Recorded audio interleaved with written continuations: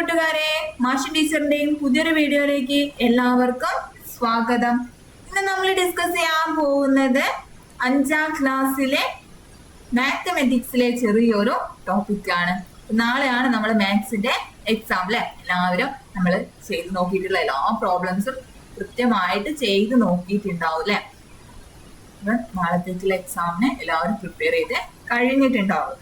എങ്കിലും നമ്മൾ ഡിസ്കസ് ചെയ്ത പാഠത്തിലെ ഇമ്പോർട്ടൻ്റ് ആയിട്ടുള്ള കാര്യങ്ങൾ ഒന്നുകൂടെ ജസ്റ്റ് ഒന്ന് ഓർമ്മപ്പെടുത്തുകയാണ് കേട്ടോ.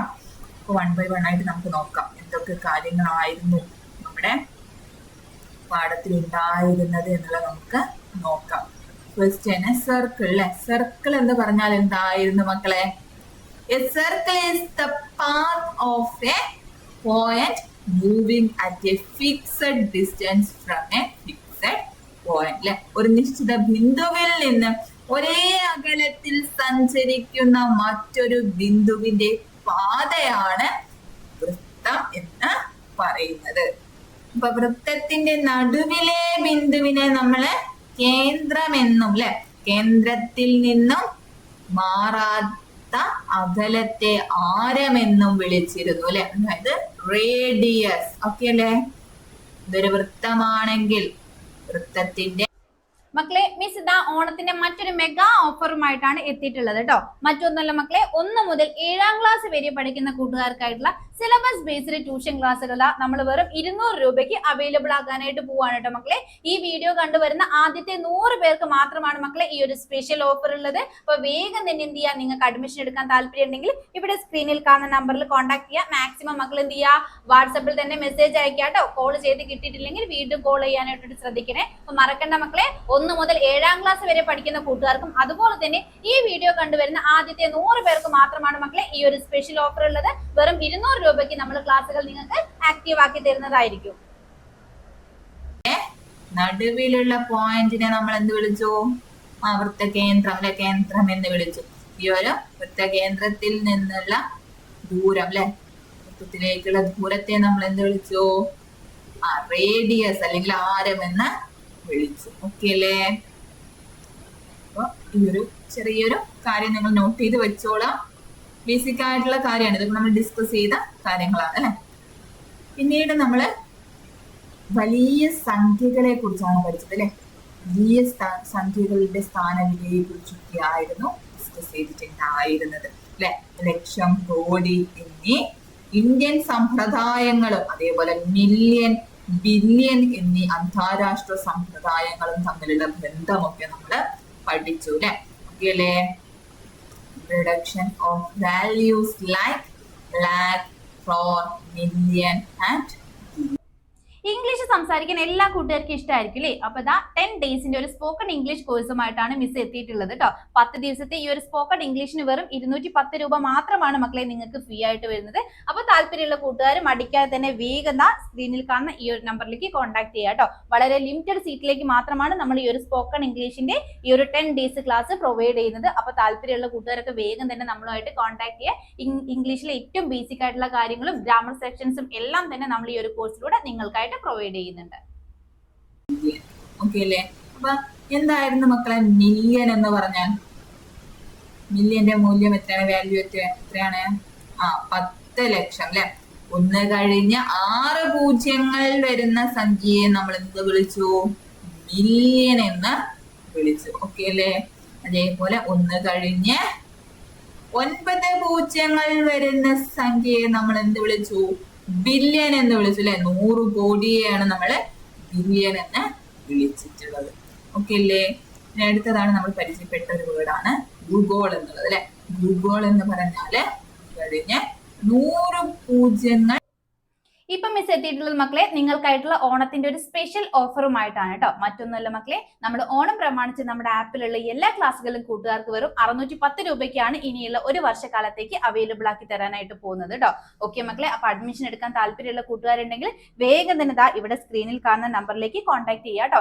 ലിമിറ്റഡ് സീറ്റിലേക്ക് മാത്രമാണ് മക്കളെ നമ്മൾ ഈ ഒരു ഓഫർ കൊടുക്കുന്നത്. അപ്പൊ വേഗം തന്നെ എന്ത് ചെയ്യുക, സ്ക്രീനിൽ കാണുന്ന നമ്പറിലേക്ക് കോൺടാക്ട് ചെയ്യുക കേട്ടോ. നമ്മുടെ ആപ്ലിക്കേഷൻ ത്രൂ ആയിരിക്കും കൂട്ടുകാർക്ക് നിങ്ങളുടെ സിലബസ് ബേസ്ഡ് ആയിട്ടുള്ള 1 മുതൽ 7ാം ക്ലാസ് വരെയുള്ള കൂട്ടുകാർക്കായിട്ടുള്ള ട്യൂഷൻ ക്ലാസ്സുകൾ പ്രൊവൈഡ് ചെയ്യുന്നത്. അപ്പൊ വേഗം തന്നെ മക്കളെ മറക്കാതെ ഈ ഒരു നമ്പറിലേക്ക് കോൺടാക്ട് ചെയ്യുക. ഒരിക്കൽ കൂടി ഓർമ്മപ്പെടുത്താണ്, വെറും 610 രൂപയ്ക്കാണ് ഒരു വർഷത്തേക്ക് മക്കൾക്ക് 1 മുതൽ 7ാം ക്ലാസ് വരെയുള്ള നിങ്ങളുടെ സിലബസ് ബേസ്ഡ് ട്യൂഷൻ ക്ലാസ്സുകൾ അവൈലബിൾ ആവാനായിട്ട് പോകുന്നത്.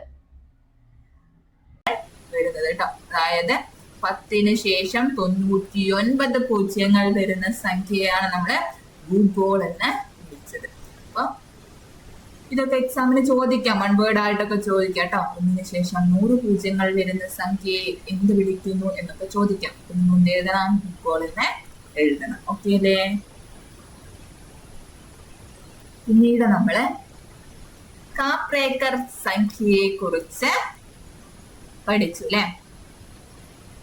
ഏതെങ്കിലും 4 അക്കങ്ങൾ ഉപയോഗിച്ചുണ്ടാകുന്ന ഏറ്റവും വലിയ സംഖ്യയിൽ നിന്ന് ഏറ്റവും ചെറിയ സംഖ്യ കുറച്ചു കൊണ്ടിരുന്നാൽ ഒടുവിൽ കിട്ടുന്ന 6124 എന്ന സംഖ്യയാണ് കാപ്പ് ബ്രേക്കർ സംഖ്യ. ഓക്കെ അല്ലേ?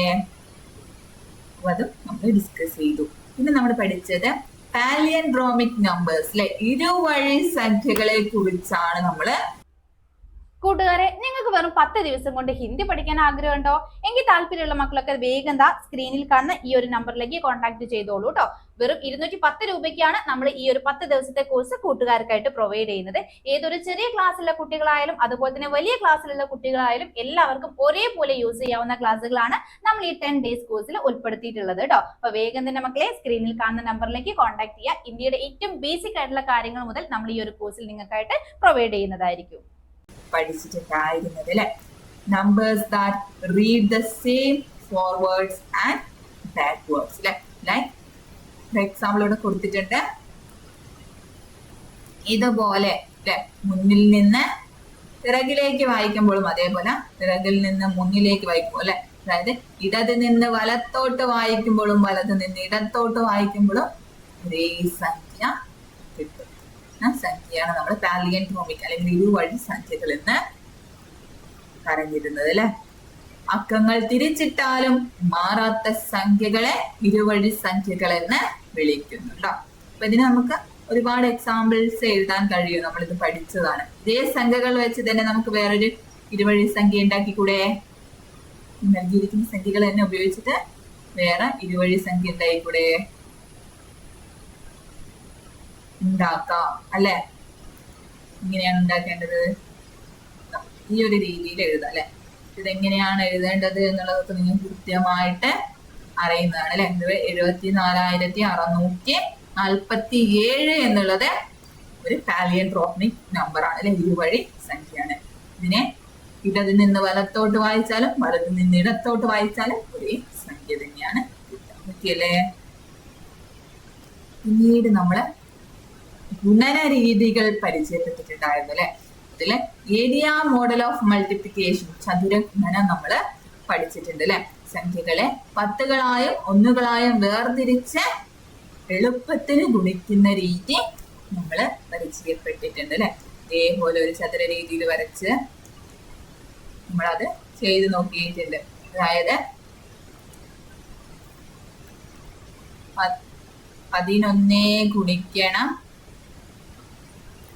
12 ചെയ്യേണ്ടതെങ്കിൽ നമ്മളതിന് എന്താക്കി മാറ്റി? 11നെ 10 1 എന്നും അതേപോലെ 12നെ 10 2 എന്നും ആക്കി. ഓക്കെ അല്ലേ? എന്നിട്ട് നമ്മള് ഗുണിച്ച് എഴുതില്ലേ. 10 × 10 100 എന്ന് വരും. 10 × 1 10 അല്ലെ. പിന്നെ 2 × 10 20. 2 × 1 2. ഓക്കെ അല്ലേ? അപ്പൊ എത്രയാ കിട്ടാ മക്കളെ ഉത്തരം? 100.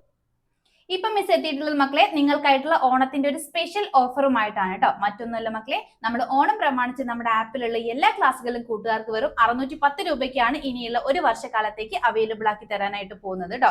ഓക്കെ മക്കളെ, അപ്പൊ അഡ്മിഷൻ എടുക്കാൻ താല്പര്യമുള്ള കൂട്ടുകാരുണ്ടെങ്കിൽ വേഗം തന്നെ ദാ ഇവിടെ സ്ക്രീനിൽ കാണുന്ന നമ്പറിലേക്ക് കോൺടാക്ട് ചെയ്യുക കേട്ടോ. ലിമിറ്റഡ് സീറ്റിലേക്ക് മാത്രമാണ് മക്കളെ നമ്മൾ ഈ ഒരു ഓഫർ കൊടുക്കുന്നത്. അപ്പൊ വേഗം തന്നെ എന്ത് ചെയ്യുക, സ്ക്രീനിൽ കാണുന്ന നമ്പറിലേക്ക് കോൺടാക്ട് ചെയ്യുക കേട്ടോ. നമ്മുടെ ആപ്ലിക്കേഷൻ ത്രൂ ആയിരിക്കും കൂട്ടുകാർക്ക് നിങ്ങളുടെ സിലബസ് ബേസ്ഡ് ആയിട്ടുള്ള 1 മുതൽ 7ാം ക്ലാസ് വരെയുള്ള കൂട്ടുകാർക്കായിട്ടുള്ള ട്യൂഷൻ ക്ലാസ്സുകൾ പ്രൊവൈഡ് ചെയ്യുന്നത്. അപ്പൊ വേഗം തന്നെ മക്കളെ മറക്കാതെ ഈ ഒരു നമ്പറിലേക്ക് കോൺടാക്ട് ചെയ്യുക. ഒരിക്കൽ കൂടി ഓർമ്മപ്പെടുത്താണ്, വെറും 610 രൂപയ്ക്കാണ് ഒരു വർഷത്തേക്ക് മക്കൾക്ക് 1 മുതൽ 7ാം ക്ലാസ് വരെയുള്ള നിങ്ങളുടെ സിലബസ് ബേസ്ഡ് ട്യൂഷൻ ക്ലാസ്സുകൾ അവൈലബിൾ ആവാനായിട്ട് പോകുന്നത്. 20, 120, 120, 10, 130, 132, 132 എന്ന് നമുക്കിവിടെ ഉത്തരം കിട്ടും. ഓക്കെ, ഇവിടെ ഒരു എക്സാമ്പിൾ കൊടുത്തിട്ടുണ്ട്. 18 × 12 എന്നുള്ളതൊക്കെ. ഓക്കെ അല്ലേ? ഈ ഒരു രീതിയിൽ ഗുണിക്കുന്ന രീതി നമ്മൾ പഠിച്ചു കഴിഞ്ഞു. ഓക്കെ അല്ലേ? അപ്പൊ സംഖ്യകളെ 10കളായും 1കളായും വേർതിരിച്ച് എളുപ്പത്തിന് ഗുണിക്കുന്ന രീതി നമ്മള് പഠിച്ചു. ഓക്കെ അല്ലേ? പിന്നീട് നമ്മൾ പഠിച്ചതാണ് സ്ക്വയർ നമ്പേഴ്സ് അല്ലെ, സമചതുര സംഖ്യകൾ എന്താണ് എന്നുള്ളത് നമ്മൾ പഠിച്ചു. എന്തായിരുന്നു മക്കളെ സമചതുര സംഖ്യകൾ? numbers obtained by multiplying a number by itself അല്ലെ, ഒരു സംഖ്യയെ അതുകൊണ്ട് തന്നെ ഗുണിച്ചു കിട്ടുന്ന സംഖ്യകളാണ് സമചതുര സംഖ്യകൾ എന്ന് പറയുന്നത് അല്ലെ. അതായത് 2 ഗുണിക്കണം 2 4 അല്ലെ, 3 ഗുണിക്കണം 3 9, 4 ഗുണിക്കണം 4 16, 5 ഗുണിക്കണം 5 25, 6 ഗുണിക്കണം 6 36 അല്ലെ. അതേപോലെ 1 ഗുണിക്കണം 1 1. ഓക്കെ, അപ്പൊ ഇതൊക്കെ അതിന് ഉദാഹരണമാണ്. ഓക്കെ അല്ലേ? പിന്നീട് നമ്മള് ഹരണ രീതികള് പരിചയപ്പെട്ടു അല്ലെ. വ്യത്യസ്ത തരം ഹരണ രീതികൾ നമ്മൾ പരിചയപ്പെട്ടു. ഓക്കെ അല്ലേ? അപ്പൊ എങ്ങനെയായിരുന്നു നമ്മൾ ഹരിക്കാൻ പഠിച്ചത്? ഹരണ രീതി എങ്ങനെയായിരുന്നു? Understanding division is equal sharing or repeated subtraction of the number. Understanding division has equal sharing or repeated subtraction of the same number അല്ലെ. ഒരേ അളവ് ആവർത്തിച്ച് കുറയ്ക്കുന്നതായും തുല്യമായി വിഭജിക്കുന്നതായും ഹരണത്തെ കണക്കാക്കാം എന്ന് നമ്മൾ പഠിച്ചു അല്ലെ. അപ്പൊ ഹരണവും ഗുണനവും തമ്മിലുള്ള ബന്ധവും നമ്മൾ പഠിച്ചിട്ടുണ്ട്. Using multiplication facts to solve division problems അല്ലെ. ഹരണക്രിയയുടെ ഉത്തരം കണ്ടെത്താൻ ഗുണന പട്ടികകളും ഗുണന ബന്ധങ്ങളും ഉപയോഗിച്ചിട്ടുണ്ട് അല്ലെ. നമ്മൾ ഉപയോഗിച്ചിട്ടുണ്ട്. അതായത് 6 ഹരിക്കണം 2 എന്നുള്ളതിനെ കിട്ടാൻ നമ്മൾ എന്ത് ചെയ്തിട്ടുണ്ട്? 2നെ ഏത് സംഖ്യ കൊണ്ട് ഗുണിച്ചാലാണ് 6 കിട്ടുക എന്നുള്ള രീതിയിൽ നമ്മൾ ചിന്തിച്ചിട്ടുണ്ട് അല്ലെ. അപ്പൊ ഉത്തരത്തിലിട്ട 3 അല്ലെ. അതായത് 3 ഗുണിക്കണം 2 ആണ് 6. അപ്പൊ ആ ഒരു രീതിയിൽ നമ്മള് ചിന്തിച്ചിട്ടുണ്ട്. ഓക്കെ, അപ്പൊ അവിടെ നമ്മൾ ഹരണം പഠിച്ചപ്പോൾ റിമൈൻഡേഴ്സിലെ ശിഷ്ടത്തെ കുറിച്ചും പഠിച്ചിട്ടുണ്ട്. അപ്പൊ എന്താണ് മക്കളെ ശിഷ്ടം അല്ലെങ്കിൽ റിമൈൻഡേഴ്സ് എന്ന് പറയുന്നത്? Dealing with the amount left over when a number cannot be divided equally. ഒരു സംഖ്യയെ തുല്യമായി ഭാഗിക്കാൻ കഴിയാതെ വരുമ്പോൾ ബാക്കി വരുന്ന ഭാഗത്തെ ശിഷ്ടം എന്ന് വിളിക്കുന്നു. ഓക്കെ അല്ലേ? ഇതൊക്കെ ബേസിക് ആയിട്ടുള്ള കാര്യങ്ങളാണ്. അപ്പൊ ഇത്രയും കാര്യങ്ങളാണ് നമ്മൾ ഈ പാഠങ്ങളിൽ നിന്ന് പഠിച്ചിട്ടുള്ളത്. ഓക്കെ അല്ലേ? അപ്പൊ ക്വസ്റ്റ്യൻസ് ഏതൊക്കെ രീതിയിൽ വരാം എന്നുള്ളതൊക്കെ നമ്മൾ കഴിഞ്ഞ ക്ലാസ്സുകളിലായിട്ട് ഡിസ്കസ് ചെയ്തിട്ടുണ്ട്. അപ്പൊ കൃത്യമായിട്ടുള്ള പ്രാക്ടീസ് ഉണ്ടെങ്കിൽ മാത്രമാണ് ഇത് തെറ്റാതെ ഉത്തരം എഴുതാൻ സാധിക്കുള്ളൂ കേട്ടോ. നമ്മൾ ഡിസ്കസ് ചെയ്ത എല്ലാ ക്വസ്റ്റ്യൻസും റിപ്പീറ്റ് ചെയ്ത് നോക്കാം. ഓക്കെ അല്ലേ? വളരെ ടെൻഷനൊന്നും ഇല്ലാതെ തന്നെ ക്വസ്റ്റ്യൻസ് വായിച്ചു നോക്കാം. ഓക്കെ, നമ്മൾ പഠിച്ച ഏത് രീതിയിലാണ്, നമ്മൾ പഠിച്ച ഏത് മെത്തേഡാണ് ഈ ഒരു പ്രോബ്ലത്തിൽ യൂസ് ചെയ്യേണ്ടത് എന്ന് നിങ്ങൾക്ക് പെട്ടെന്ന് മനസ്സിലാവണമെങ്കിൽ നിങ്ങൾ ടെൻഷൻ ഇല്ലാതെ കൃത്യമായിട്ട് 1-2 തവണ വായിച്ച് നോക്കുന്ന വേണം. ഓക്കെ അല്ലേ? അപ്പോൾ കൃത്യമായിട്ട് ഫുൾ ഓഫ് ടൈം യൂസ് ചെയ്യുക. ഫുൾ ഓഫ് ടൈം കൃത്യമായിട്ട് ക്വസ്റ്റ്യൻസ് വായിച്ച് നോക്കുക. ഏതൊക്കെ ക്വസ്റ്റ്യൻസ് ആണ് നിങ്ങൾ എഴുതുന്നത് എന്ന് കാണിക്കേണ്ടത് ആ ഒരു ടൈമിലായിരിക്കണം. ഓക്കെ അല്ലേ? അപ്പം എല്ലാവർക്കും ഓൾ ദ ബെസ്റ്റ്. ഇന്നത്തെ ക്ലാസ് ഇവിടെ വൈൻഡപ്പ് ചെയ്യാണ്.